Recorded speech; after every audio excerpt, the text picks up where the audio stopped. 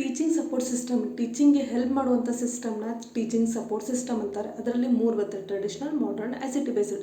Traditional ಅಂತಂದ್ರೂ ಮುಂಚೆ teacher ಹೆಂಗೆ ಕಲಿಸ್ತಿದ್ರು, ಬ್ಲ್ಯಾಕ್ ಬೋರ್ಡ್ ಮೇಲೆ ಚಾಕ್ ಪೀಸ್ ಹಿಡ್ಕೊಂಡು ಬುಕ್ಸಲ್ಲಿರೋ ನಾಲೆಜನ್ನು ಸ್ಟೂಡೆಂಟ್ಗಳು ಕೊಡ್ತಿದ್ರು, ಅದು ಟ್ರೆಡಿಷ್ನಲ್ ಆಗುತ್ತೆ. ಮಾಡರ್ನ್ ಅಂತಂದರೆ ನಿಮಗೆ PPT ಪ್ರೆಸೆಂಟೇಷನ್ ಮಾಡೋದಿರ್ಬೋದು, ಕಂಪ್ಯೂಟರಲ್ಲಿ ಏನೋ ಪ್ರೆಸೆಂಟೇಷನ್ ತೋರಿಸ್ತೋದಿರ್ಬೋದು, ಫಿಲ್ಮ್ ಮೂಲಕ, ರೇಡಿಯೋ ಮೂಲಕ, ಅಥವಾ ಪೆನ್ ಡ್ರಾಯಲ್ಲಿ ಏನೋ ಹಾಕಿ ಏನೋ ನಿಮಗೆ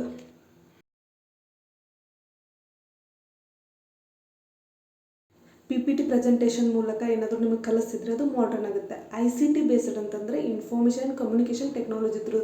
ನೀವೇನು ಯೂಟ್ಯೂಬಲ್ಲಿ ಇರ್ಬೋದು, ನಿಮ್ಮದೇ ಆದ ಕಾಲೇಜದೇ ಆ್ಯಪ್ಸ್ ಮಾಡಿರ್ತಾರೆ, ಅಲ್ಲೇ ಕೋವಿಡ್ ಕಲಿತ್ರಲ್ಲ, ಅದು ICT ಬೇಸ್ಡ್ ಟೀಚಿಂಗ್ ಆಗುತ್ತೆ.